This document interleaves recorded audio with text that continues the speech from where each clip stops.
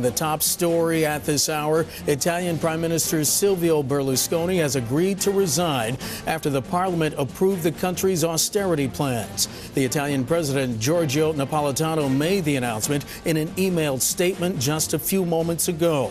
Let's get more on the news of Prime Minister Berlusconi's resignation. I am joined now from Milan by Bloomberg's Dan Liefgreen. And Dan, talk to us about the significance of this, because pressure had been building for the past couple of days for Mr. Berlusconi to take this action. At first he balked, but now I guess he saw the handwriting on the wall.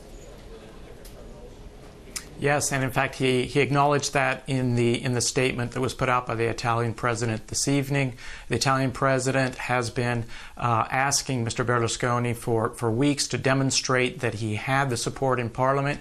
Today's outcome in the voting on that budget matter showed that he fell short of an absolute majority in Parliament. So he really didn't have much choice. There was some talk that perhaps there would be a full-blown confidence vote, but I think the Italian president and other leaders felt that it was just time that a quick decision be made so that they could proceed with getting these austerity measures through and show the rest of Europe that they can get public finances under control. And Dan, speaking of quick decisions, now it is up to President Napolitano to form a new government and to call for elections. How quickly might this all take place?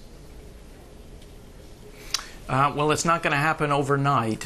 First, they have to get this austerity package through Parliament. That probably shouldn't take more than a week. And then the formal resignation, and Mr. Napolitano will start consultations with parties right away. That will probably take at least a week. It doesn't necessarily mean that he will decide to dissolve Parliament and call early elections. He could ask someone else to form a government. What was interesting in the statement was that he said that he will consider the outcome of the 2008 vote, that is, when Mr. Berlusconi won a big majority, as well as the opposition's concerned when he makes his decision. Dan, how significant is this to the Eurozone? There had been some fears that if Italy, in fact, needed a default, Italy being the third largest economy in the Eurozone following Germany and France, that Italy might be too big to bail out, in a sense, too big to fail. Talk to us about the ramifications of this as we see this ongoing debt crisis continuing to play out over there. Well, I think we have to consider that Berlusconi obviously was under pressure from the opposition in Italy, but he was also under pressure from prominent European leaders. I mean, we saw comments today from a figure in the German government who was asking Berlusconi to consider possibly resigning. I think that it just became unsustainable for him, given the fact that borrowing costs in Italy are rising every day. We've seen the spread between German and Italian bonds reach a new record. Volatility on equity markets. I think, the pressure just became too much, and the fact that he couldn't muster the support today meant that there wasn't any more time to try and build a broader coalition in his government. Dan, was there also concern in the Parliament, as had been hinted at in Europe and here in the United States, that a financial default, an ongoing financial disaster by Italy could in fact bring down the entire 17-nation Eurozone? Well, I mean, there's no question that, the contagion had arrived on the shores of Italy in recent weeks. I think the prevailing view still has been that Italy was too big to fail.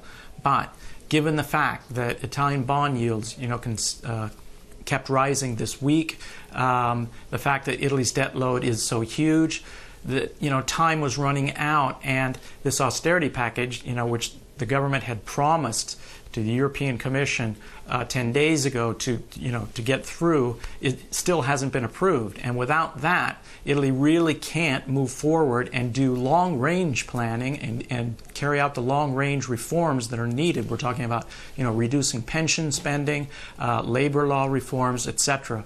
So it was really, I think, a question of they need to start moving forward and get a solution quickly with a government that has the power and the muscle to push through this action.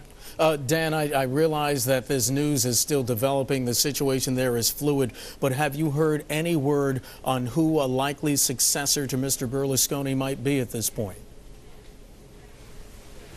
Well, if the Italian president were to decide to give a mandate to someone to form a temporary government, one name that has come up is Mario Monti, the former European Competition Commissioner. Well-respected, viewed generally as someone above the political fray in Italy, obviously a strong economics background, professor here at Milan's Business School, someone that would have the respect European-wide and probably get investors' confidence fairly quickly, I would think. Bloomberg's Dan Liefgreen joining us live from our bureau in Milan. Dan, thanks so much. Appreciate it.